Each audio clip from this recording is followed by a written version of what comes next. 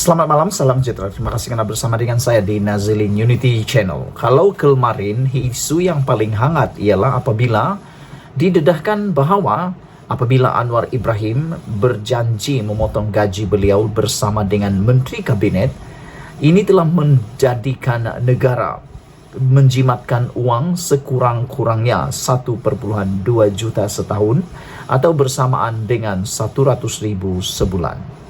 Bayangkan saudara, RM 1,2 juta itu diberikan kepada orang yang paling memerlukan. 100.000 itu kalau diberi kepada orang-orang miskin, pasti ianya dapat memberikan kehidupan yang lebih baik, bahkan mungkin dapat menyelamatkan nyawa mereka. Berbanding dengan menteri-menteri kabinet ataupun ahli-ahli parlimen yang kaya raya, sudah kaya raya, banyak sudah duit, gaji pun besar. Lebih baik dipotong, dan akhirnya memang pun dipotong. Tapi ahli kabinet belum lagi ada pemotongan gaji dan mereka belum ada keputusan mahu membenarkan potong gaji mereka. Walaupun ada juga menteri-menteri ataupun bukan menteri-menteri, ada juga ahli-ahli parlimen yang seringkali ponteng dalam kehadiran kelas ahli parlimen ataupun Dewan Rakyat. Kalau itu di sekolah, pastinya mereka sudah diberikan amaran ketidakhadiran. Tapi tak tahulah saya bagaimana proses di Dewan Rakyat. Adakah amaran akan diberi atau tidak? Tapi bagaimanapun, tanpa amaran sepatutnya mereka tahu tanggung jawab mereka. Jangan sampai sudah diberi amaran baru tengada. Dan Anda dipilih oleh rakyat bukan untuk semata-mata jadi ahli parlimen, tetapi Anda wajib datang ke Dewan Rakyat. Jangan sampai gaji yang diterima itu haram pula jadinya kerana tidak menjalankan tugas seperti mana yang diamanahkan. Hari ini satu lagi kehebatan yang telah terjadi apabila Anwar Ibrahim sendiri mengumumkan. Ini diumumkan oleh Anwar Ibrahim sendiri. Anwar Ibrahim mengatakan bahawa ketegasan kerajaan telah bantu meningkatkan pendapatan negara. Inilah yang kita mahu, kerajaan yang tegas, kerajaan yang tidak berkompromi, khususnya berkaitan dengan hasil-hasil negara.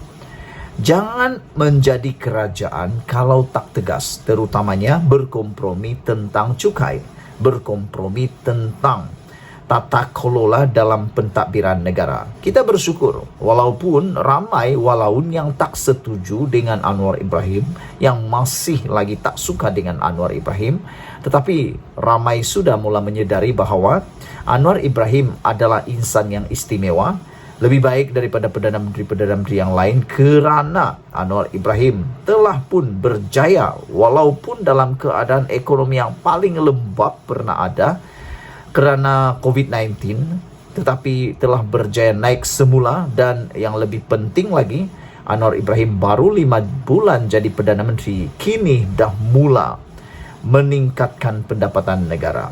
Menurut Anwar Ibrahim, ia kerana ketegasan kerajaan. Saya nak ulang sekali lagi, kita mahu kerajaan yang tegas, bukan kerajaan yang berkompromi. Apalagi kerajaan yang takut-takut, apalagi kerajaan yang nak jaga hati orang. Itu bukan kerajaan yang kita mau.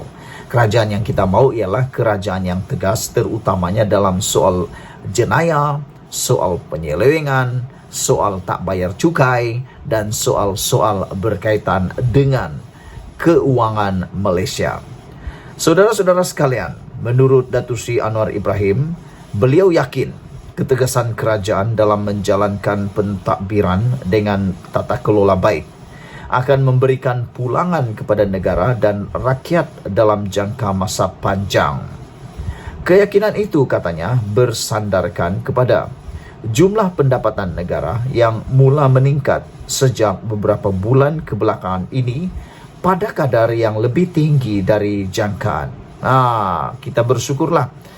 Saya rasa apa yang berlaku sekarang ini, kenapa tiba-tiba pendapatan negara mulai meningkat sejak beberapa bulan kebelakangan ini dan pada kadar yang lebih tinggi dari jangkaan, ialah kerana mungkin sudah ramai yang dapat menghidu, sudah dapat ramai yang melihat Betapa Anwar Ibrahim bukan hanya bercakap, sekadar cakap pada janji untuk mengotakkan janji bahawa beliau tegas dalam menangani isu cukai, isu penyalahgunaan kuasa, penyelewengan.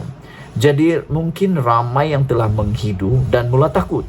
Jadi mereka mula memperkemaskan sistem syarikat, orang perseorangan maupun sesiapapun untuk lebih membayar cukai, membayar yang sepatutnya, dan tak pula berani lagi nak seleweng sana sini kerana mereka tahu Anwar Ibrahim memang tegas dan tak memberikan kompromi langsung dengan kegiatan-kegiatan yang merugikan negara itu. Jadi itulah mungkin yang pada pendapat saya menyebabkan mereka terus berubah. Jadi itu sebabnya saya kata tadi awal-awal tadi, ketegasan Datuk Seri Anwar Ibrahim ini membawa hikmah yang sangat bagus, membawa hikmah yang baik untuk negara kita.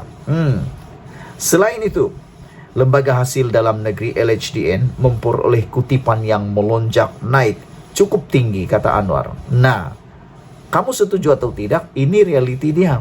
Orang mula takut, orang mula sedar yang Perdana Menteri kita yang ada sekarang ini adalah Perdana Menteri yang lain daripada yang lain. Tegas dan tak berkompromi. Jadi, orang mula berpusu-pusu berubah, syarikat mula berpusu-pusu berubah untuk tidak dapat lagi curi-curi maupun menyeleweng maupun tak mahu bayar cukai. Nah, ramai yang bayar cukai, akhirnya pendapatan kerajaan terus melonjak dengan tinggi.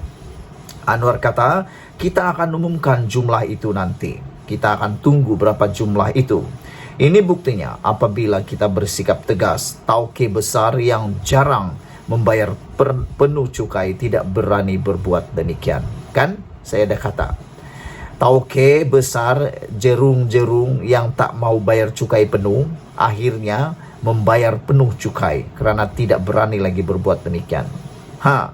Jangan kita bertolak ansur dengan maha kaya yang cuma mengelak dari membayar cukai ini. InsyaAllah hasil melonjak naik tinggi, kata Datuk Seri Anwar Ibrahim.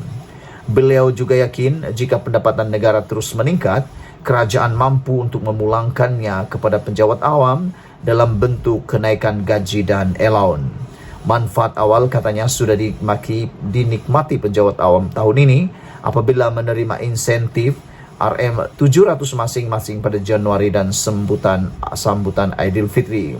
Untuk itu, penjawat awam terutamanya agensi penguatkuasa katanya perlu memastikan integriti yang tinggi dalam menjalankan tugasan meskipun berhadapan cabaran dari anasir luar.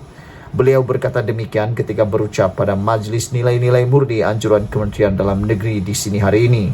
Turut hadir Menteri Dalam Negeri Datuk Seri Saifuddin Nasution Ismail dan Ketua Polis Negara Tan Sri Asril Sani Abdullah Sani.